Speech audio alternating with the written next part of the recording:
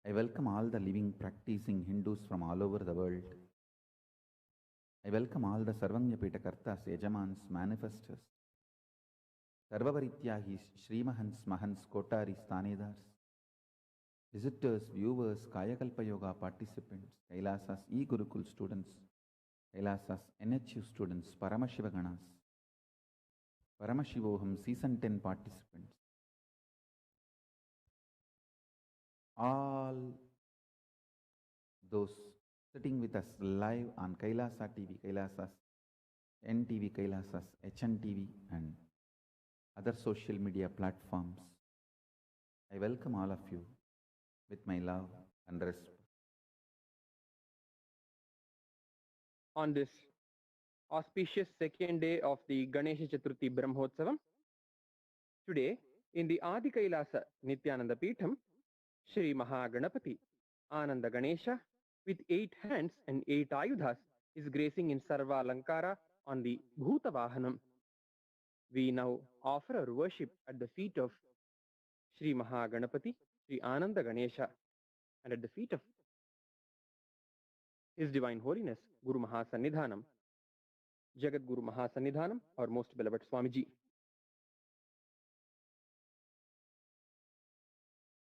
Gajananam bhutaganadhisevitam kapithajambu phalasarabhakshitam umasutam shoka vinashakaranam namami vigneshwara padapankajam. Om Dhurasi dhurvadhurvantan dhurvatanyo osman dhurvaditan dhurvayam vayam dhurvamasvan devanamasi sattitamam papritamam jushtatamam vanhitamam devahutamam ahritamasi havirdhanandrigam hasvamahva armitrasya tvachakusha prekshema bherma samvikha matvahigam tisham. Om gam ganapataye namaha dhupamagrapayami. Om Uddipya Svajata Vedo Pagnan Nirritim Mama Pashugischa Mahyamavaha Jivanancha Disho Disha Mano Higamsi Jata Vedo Gamashvam Purushan Jagat Abhibhradagna Agahi Shriyama Paripataya.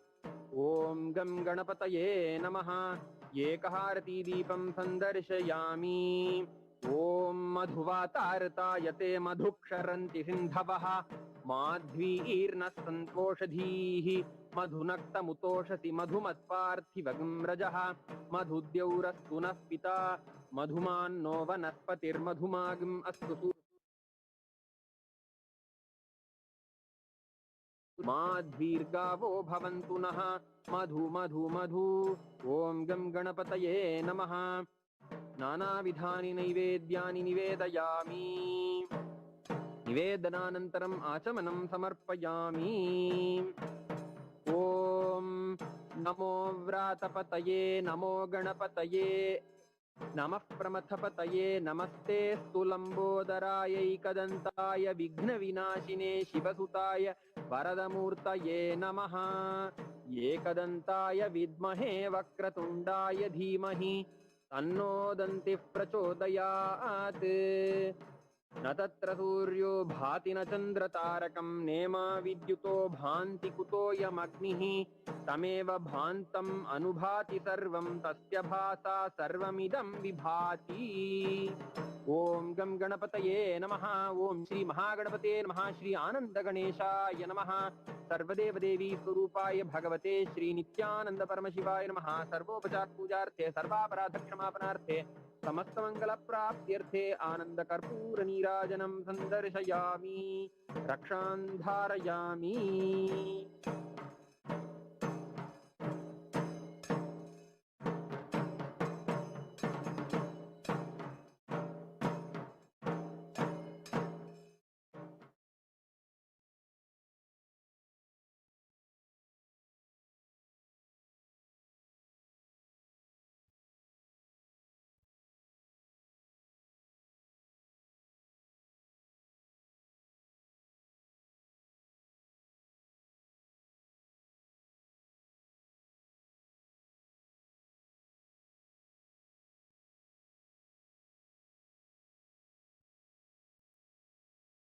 Paramashiva's message directly from Kailasa.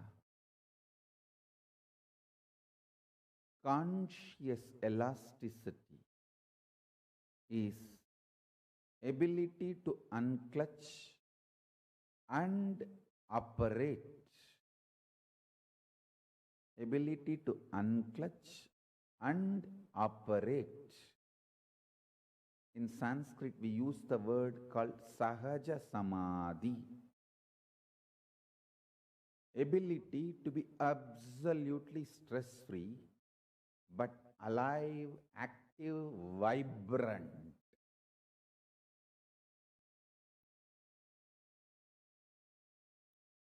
I can sit in Nirvikalpa Samadhi whole day in this Batmasana and go on releasing the ideas about Kailasa, Reserve Bank of Kailasa. Morning Satsangathula introduce பண்ண போறேன்னு சொன்னங்க. யாத news ஆக்கிவிட்டாரு. இன்னும் release பண்ண கூட இல்லை. பண்றேன்னு சொன்னேன், அவ்வளவுதான். எல்லாம் தெரிஞ்சுக்கோங்க. நம்ம டிவோட்டீஸ், டிசைபிள்ஸ், சிஷ்ய கோடிங்கெல்லாம் தெரிஞ்சுக்கோங்க.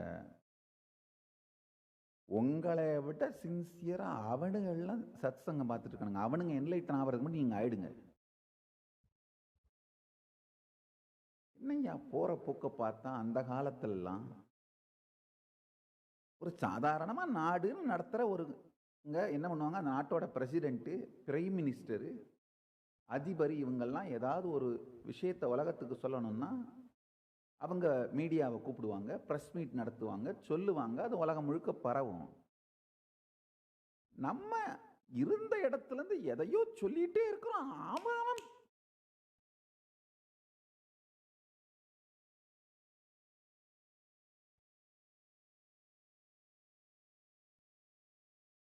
எடுத்து போட்டு வைரல் ஆக்கிட்டு போயிட்டே இருக்காங்க. Usually, presidents, prime ministers, head of states, if they want to reveal something, announce something to the world, they will call for a press meet. There will be a formal press meet. They will announce and the media will ask questions and they will answer. Then it will be taken to the world. But here, I did not even make the announcement. I said, I will make the announcement on Ganesh Chaturthi. That's it. It is all over media and social media, internationally, globally. I finished the satsang, went and sat in Samadhi, attended to some of my puja and all the spiritual activities. When I came out and just Reserve Bank of Kailasa, 200 videos are up there. ஏடா அவங்க சின்சியாரிட்டிக்கு ஒரு அளவே இல்லையாடா. சரி, corona இல்லாத காலத்துல news வேணும்னு தேடிட்டு இருப்பீங்க. அதனால யார் என்ன சொன்னாலும் போடுவீங்க. இப்பதான் கொரோனா தான் பெரிய நியூஸ் இருக்கே. நம்மளை யார் சீண்ட போறாங்கன்னு நினைச்சுதான் நான் கேஷுவலா சொல்லிவிட்டேன். Actually, we are ready to announce. We are going to be announcing. And I am already ready with all the policies. Very elaborately, the economic policies and economic strategies. And actually, I was planning this 10 days Brahmotsavam itself. I will detail out all the economic policies and principles, strategies with Shastra Pramana in English and in Tamil, both languages. In both languages, I'll use Sanskrit. Fundamentally, the policies are formed based on Sanskrit scriptures. So the policies are in Sanskrit, translated in both the languages, English and Tamil, both languages. But only I was wondering,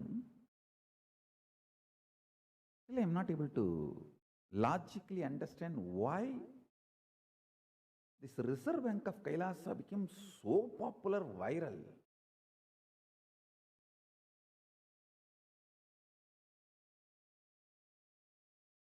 Because I am talking every day so many things. Understand the principle of conscious elasticity, then you will be able to understand what I am trying to share with you all. Conscious elasticity means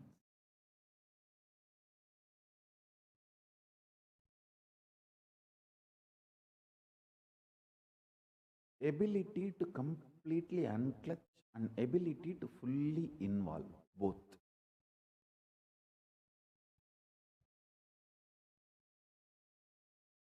This ability gets built in your system when you start enjoying unclutching more and more.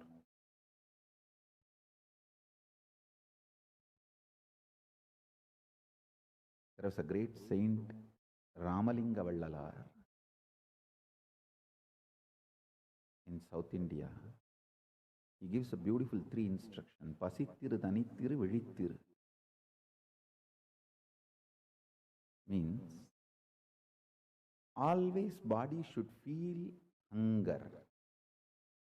You should never dump the body with food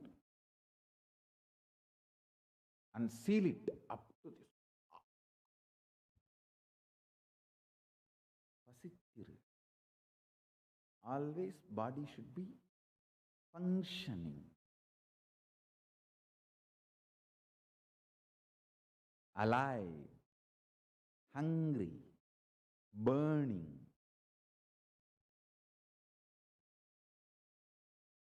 Jataragni should be burning. See the Homagni also in Yagunta also. If you dump the whole thing, the fire will be choked and it will not even be able to burn whatever you offered as ahuti. So you should do it in such a way that the fire should not be overloaded. Same way the Jataragni, the fire in your stomach, responsible for hunger, digestion. It should not be overloaded. It should be kept alive, constantly burning, alive.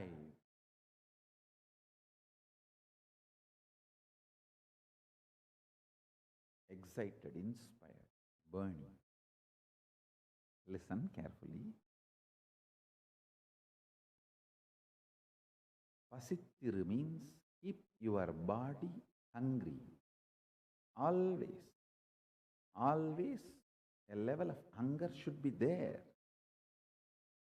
Thanittiru, be unclutched. Vizhittiru, be fully alive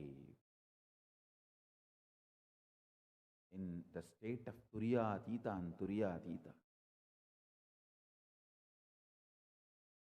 That's the essence of this great saint's teaching, Ramalinga Vallalar. Pasittiru, Thanittiru, Vizhittiru. These 3 will make the conscious elasticity happen in you.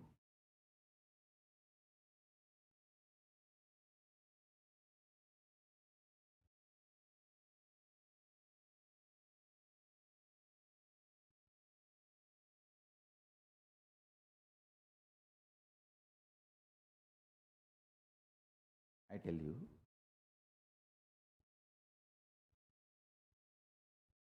human mind is capable of manifesting everything in the life. Listen carefully. You are absolutely capable of manifesting all the powers and possibilities of Paramashiva. your delusion, I should say, the delusion forcibly dumped on you by society, your brainwashing education system, actually, society does not want classy people. It wants middle class, mediocre. Because only then it can continue to exploit you and you will be like a sheep. That is why the brainwashing, materialistic education teaches you, if you are absolutely silent, unclutched, you will not be active, enjoying life. If you are active, outgoing, you will not be indrawn. That is stupidity taught to you. This is taught in multiple levels. You should always be outgoing, and if you learnt only outgoing, you will collapse in depression.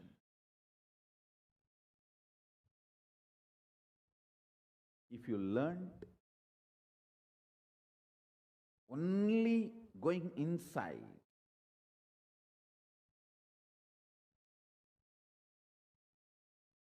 you will not collapse in depression.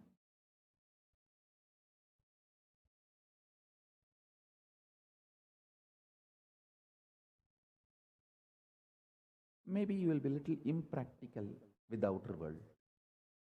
But I tell you,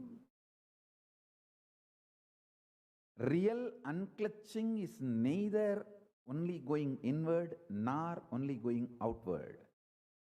It is expanding your conscious elasticity. The more you learn unclutching, you will have the ability to go inward, and you will have so much excitement and deep involved thinking through. So many celebrities who are absolutely outgoing are depressed and suicidal in their personal lives. Celebrity suicide is not accident. By the fundamental design of the binary logic and Macaulay education and materialistic brainwashing, only outgoing person has to be suicidal. It's not something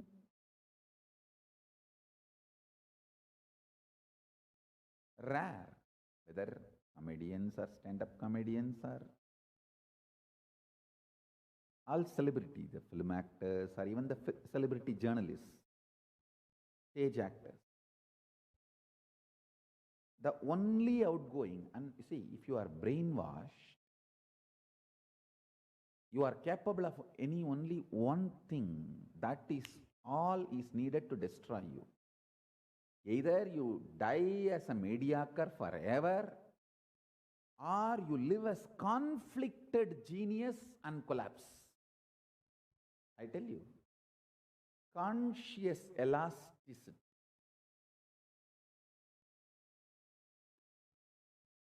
Capacity to be in absolute Turyadita, in Nirvikalpa Samadhi, and Jakrat, involved.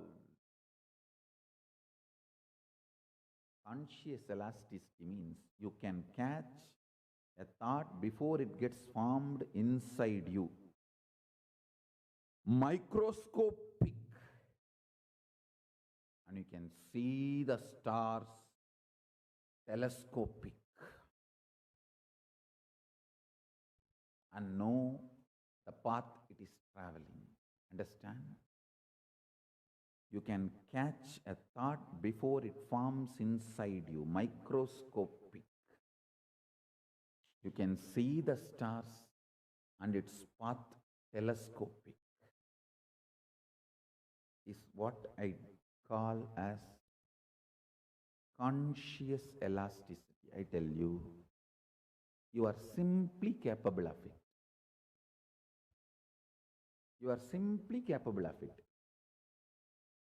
You just need to drop the brainwashing done to you by the materialistic, deluded human society. They themselves are deluded, so they delude you. They really think this is the right. It's like a mother-in-law who was tortured by her mother-in-law, tortures her daughter-in-law, and her daughter-in-law learns the same trend and plans to torture her daughter-in-law. Inherited stupidity is the delusion of society. Understand? Hindu tradition is the most beautiful inherited enlightenment ecosystem. But brutally, violently, we let that inherited enlightenment ecosystem to be raped literally by the invaders. Almost lost it and standing now as orphans. Every temple disturbed is a rape happens on that ecosystem. For example, Shabarimala Ayyappan temple.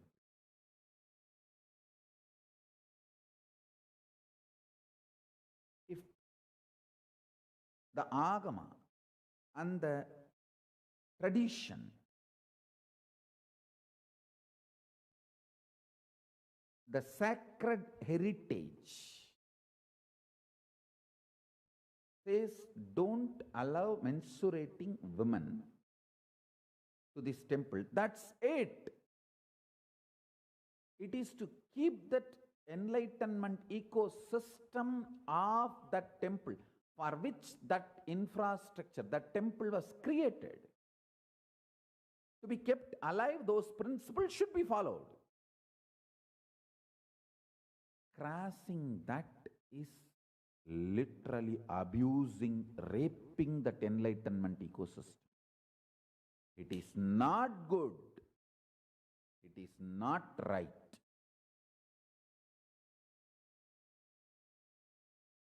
I uttered two words. It is not good.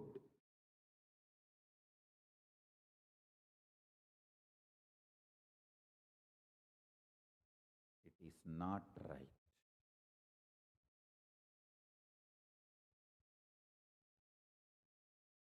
Understand? In each place, deity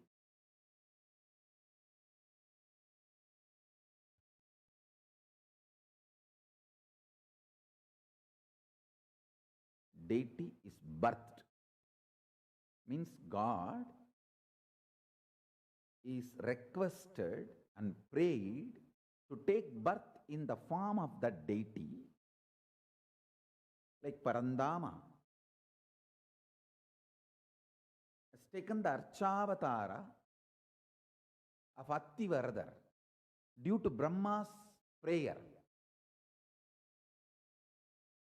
Then Venkateshwara, Srinivasa becomes Archavatara after he completes what he needs to complete with the body he was using. Meenakshi is birthed by the prayers of Malayadvajan and Kanchanamala. Whether Avatara or Archavatara, they are birthed with certain principles and set of agamic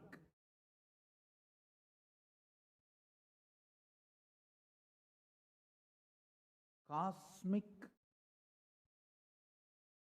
science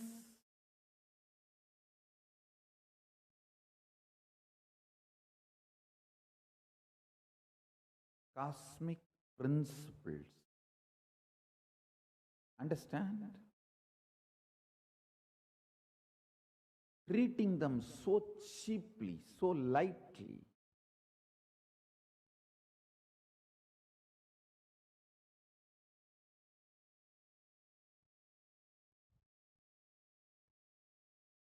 Is violating the divine rights of the deity. And please understand, just like animal-human conflicts happening in all the forest border villages. See, these forest border villages, if the humans cross understanding they have with animals, animals will cross the understanding they have with human beings. It's like there's an understanding. This is the border. I will not cross this. You don't cross this. As long as we maintain our understandings, they also maintain. The conflicts will not be there. But when we cross, they cross, and then after that, once we cross and they cross and the conflict starts, nothing goes logically. It's all then war, runs into riot. Then it becomes survival. Whether you kill the animal first or animal kills you the first. Understand, we are getting into that kind of a human-divine conflict, which is not right. The greatest thing India has is Hindu energy centers, Shakti Peethas, enlightenment ecosystems gifted by great Hindu incarnations, sages, saints, rishis, munis. Anti-Hindu forces are let loose, and the way they are raping these enlightenment ecosystems,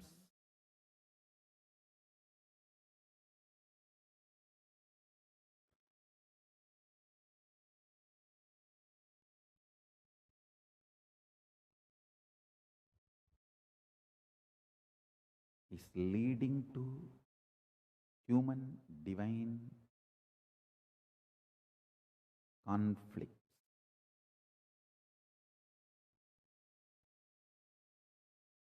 We all know man-animal conflict. What happens in this border, forest border district and villages, how the elephant enters into the village and villages try to enter into the forest for killing animals for various reasons, whether it's for various reasons.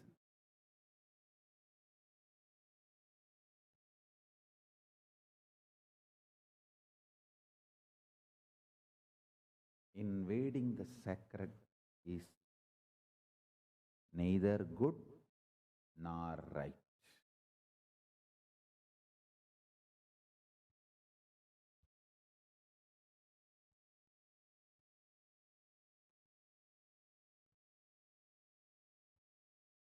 Anyhow, listen to the principles I am trying to share with you all. The conscious elasticity.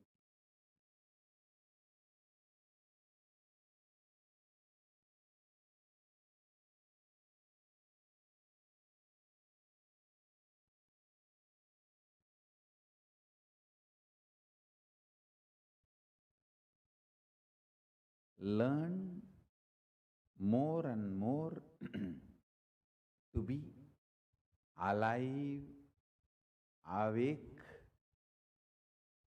pasithiru, thanithiru, vizhithiru.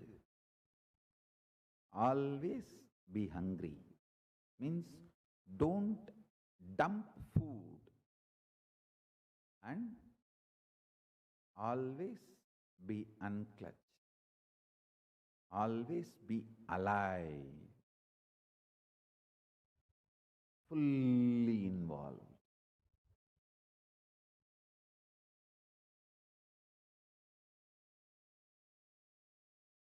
can sit whole day in samadhi, unclutched, and get involved to the extreme details of micromanaging. Here I have many strategies, principles, policies to share with you all, of course with the whole world. We are going to be providing this important service. Now we have a large number of people interested in Hinduism and Kailasa. We are going to be providing these services. First, Hindu compliance body.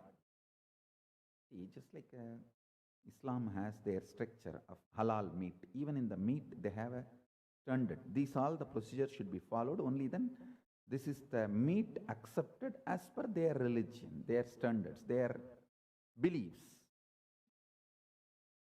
Hinduism has a detailed compliance procedures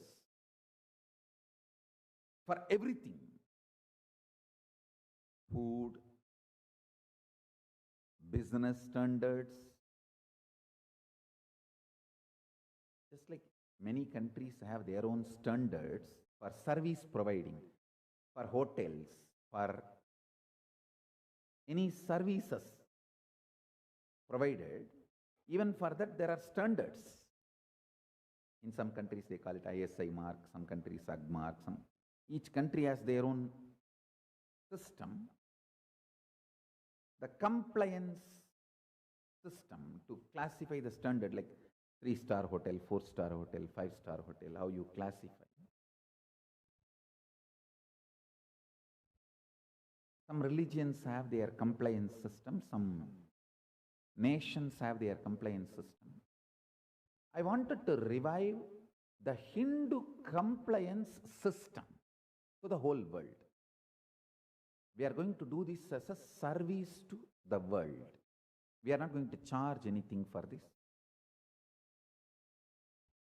Anybody can ask whether their house is compliant as per Hindu Shastra. We will provide a knowledge-based service. We will provide you with the details.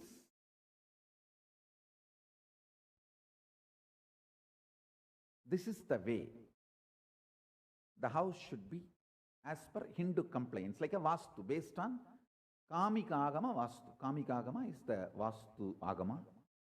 It gives an elaborate descriptions and details, how a house should be, how a pond should be, how a village should be, how a city should be, everything. So we are going to be providing this service. Whether Hindu compliance for house, Vastu Shastra.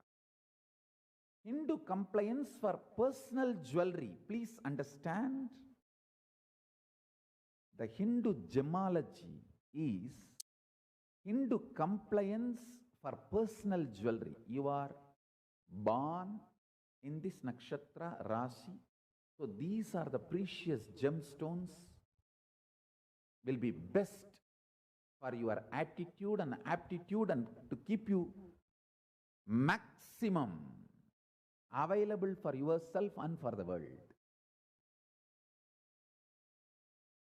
So Hindu compliance for personal jewelries is Hindu gemology. Hindu compliance for energy beads, Rudraksha, Tulsi, Spatika, all that. Not just diamond, pearl, coral, not just Navaratna, even the Rudraksha, all these. Hindu compliance for personal jewelry. One beautiful thing is Hinduism is such a rich religion. It gives you vast choices. Actually, it doesn't restrict you. It just educates you and empowers you. Hindu compliance basically itself non-restrictive, empowering, enlightening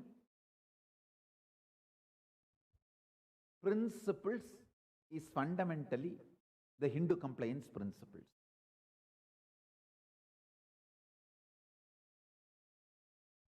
If you ask about the jewelry, you will not find a single restricting rule.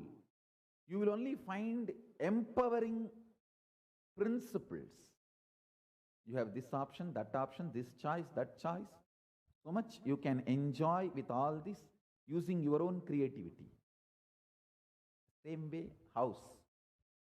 Vastu. Vastu is not restrictive, empowering. Whether to conduct certain ritual or to conduct your business, the Hindu compliance or to offer some service.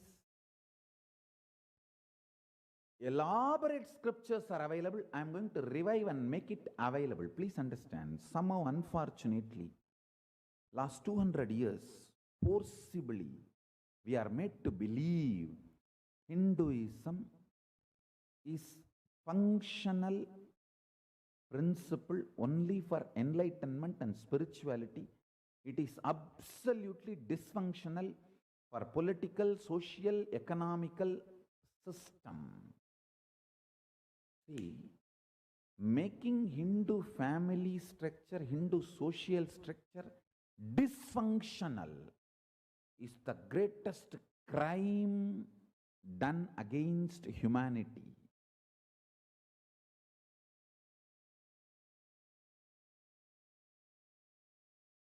I am absolutely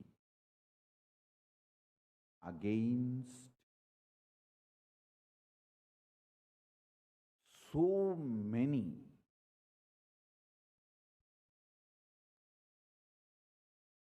brainwashing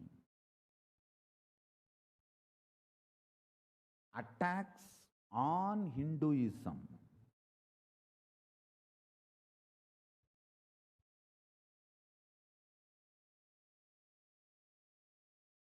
Please listen. Hinduism is manifested by Paramashiva himself with his disciples, Saptarishis, revealed by Paramashiva, documented and organized by Saptarishis and Dharmashastras. If you get somebody of that caliber, absolute selfless tyagis and brilliant, and develop certain principles, and using that principles you want to replace them with Hindu principles, I am absolutely okay, because Hinduism itself does not say no to it. It says Smriti can be changed, Dharma Shastras can evolve. The beauty of Hinduism. The founding fathers had tremendous trust on the intelligence of the future generations. But unfortunately, we are not trying to upgrade, we are trying to invade. Upgrading is different, invading is different. Invading the smritis is not upgrading the smritis. Making Hindu family structure as dysfunctional family structure, making Hindu social structure as dysfunctional social structure. These are the worst crimes being committed against humanity.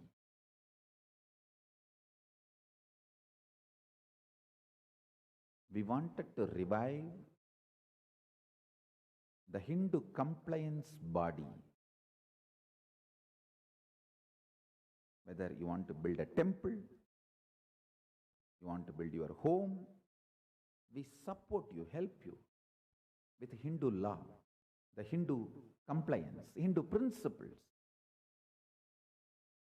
anti-Hindu forces, 5M. They just invade and evade, avoid dealing with or accepting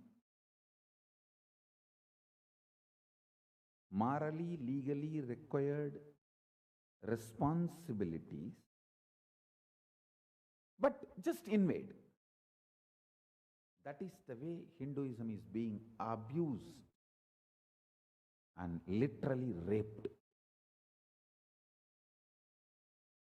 by the anti-Hindu terrorists and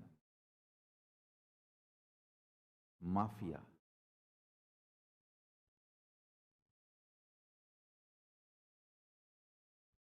Understand? So reviving Hindu compliance body and Hindu compliance, we are also going to make it as a very transparent. All the original principles we already started translating. For example, hotel service. What is Hindu compliance in the hotel service? And food. What is Hindu compliance for vegetarian food? Non-vegetarian food. What is Hindu compliance for non-vegetarian food? Restaurant. What is Hindu compliance for restaurant? We will provide this Hindu compliance certification free of cost as a service. And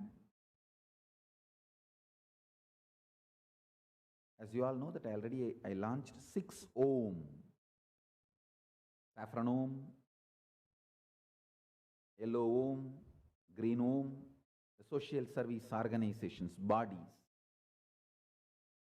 Same way today I have few to share with you all, which we are launching formally with the grace of Ganapati, Paramashiva, Parashakti, Samrajya Lakshmi.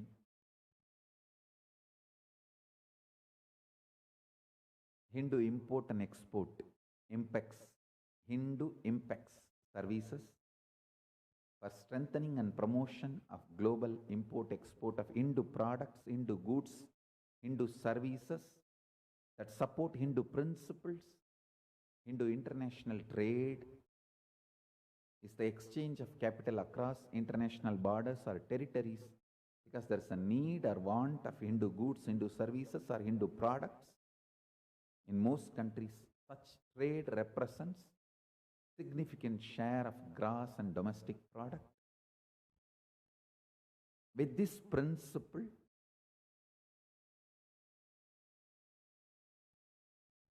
keeping each country law as the first priority. For example, any countries we will be operating, that local laws of that country will be the first priority. Now what I read out is the vision statement. This will be the second priority. Keeping the local country's laws as the first priority, the Hindu import-export services will be operating all over the world. Hindu World Trade Center. I'll actually, all this explanation and vision, this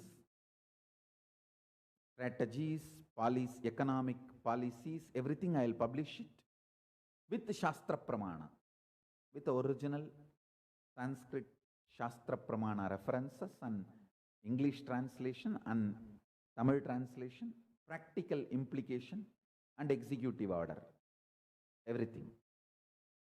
I'll share it with you all. Now I am just introducing Hindu World Trade Center. A Hindu World Trade Center is a apolitical organization that will be located in multiple countries. It functions as a network for Hindu business, Hindu businesses with access to international trade services, facilities, and it also will be helping simplify and stimulate trade by bringing together governments and industry that serve and carry on trade as per Hindu principle. We have also taken the services of 6 international organizations in the field of auditing, legal services, and knowledge input for currency, banking services, structuring these legal bodies all over the world. For example, if somebody wants these services to be provided in X country, we will work with the law of that country. As per that X country's law, we will form the bodies, legal bodies needed, whether for-profit entity or non-profit entity. There are some countries which provide both for-profit, non-profit together. So as per that country's law, the legal infrastructures will be established, and with the vision of Hindu principles and Kailasa, those services will be provided. As and now, we are launching all these services: Hindu compliance body, Hindu import-export, Hindu World Trade Center, everything as a service-oriented, means non-profit. We are not expecting any profit from these services.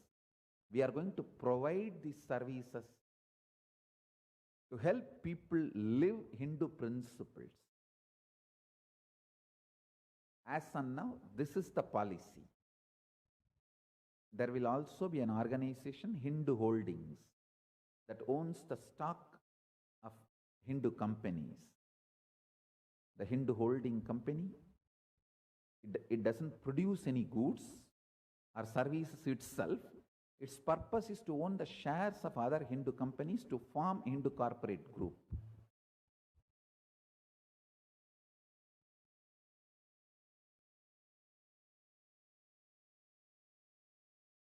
ஓடுதாங்கி பிக்ஷாடனாய் வந்த எம்பெருமானேதான் ஸ்வர்ணாகர்ஷண தனாகர்ஷண பைரவனாய் அமர்ந்து உலகத்தின்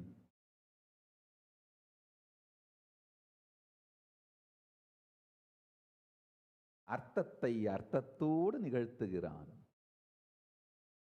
Paramashiva, who came as a bhikshadana with a begging bowl, the same Paramashiva sits as Swarnakarshana, Dhanakarshana Bhairava, and runs the economy of the universe.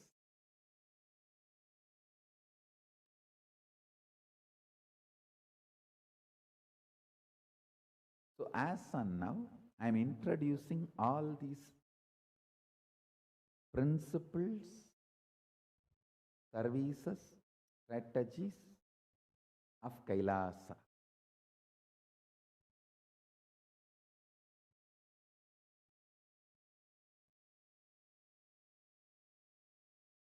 I have always seen the disciples who feel, wow, Swamiji is doing so much. They do so much, contribute to the world. Some of the bongus who feel, he tells so many things. Will ever all these become reality? They never do anything in their life.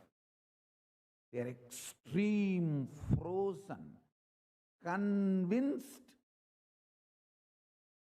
failure due to their non-involvement and laziness. They project the same on me. I'm just 42. Just look at the history, my track record, what I have achieved. I might have come little late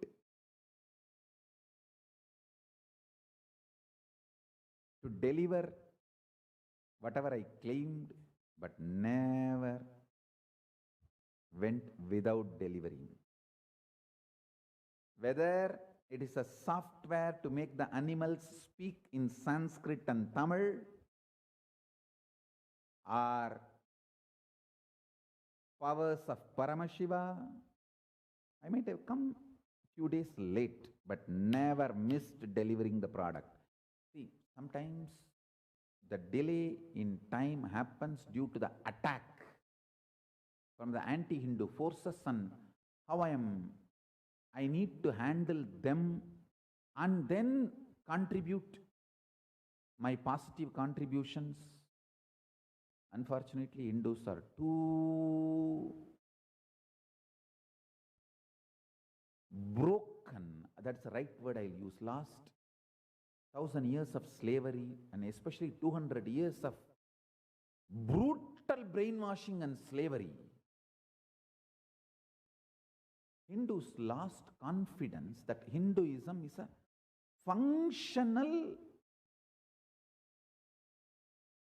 social system, economic system, legal system. Please understand, still Hindus are having the confidence Hinduism is a functional religious system. But unfortunately, even Hindus are not ready to believe Hinduism is functional business system. Hinduism is functional trade system. Hinduism is functional social system. Hinduism is functional for all your pleasures, joys, luxuries, comforts. It is absolutely practical even in modern day. Even Hindus lost confidence in this. Hinduism is a powerful, beautiful, stable, functional legal system.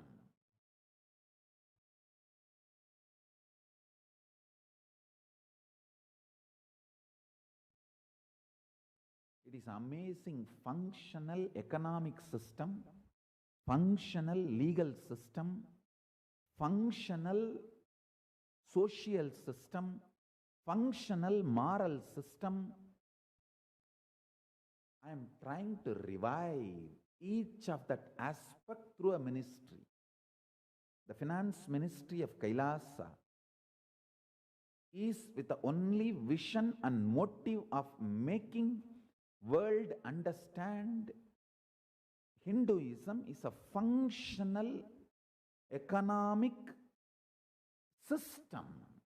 Same way, Hinduism is a functional education system. Hinduism is a functional medical system. Please understand.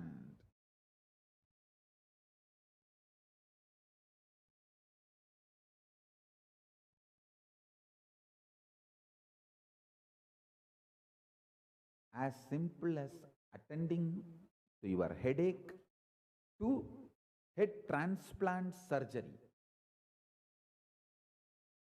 In every level, Hinduism is functional medical system.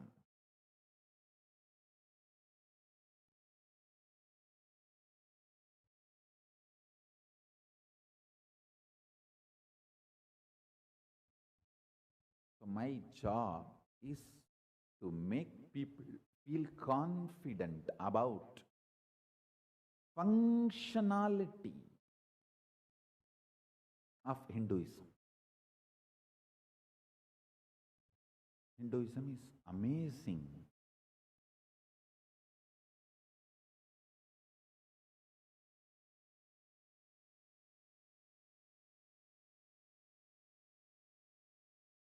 Principled system for business, trades, import, exports.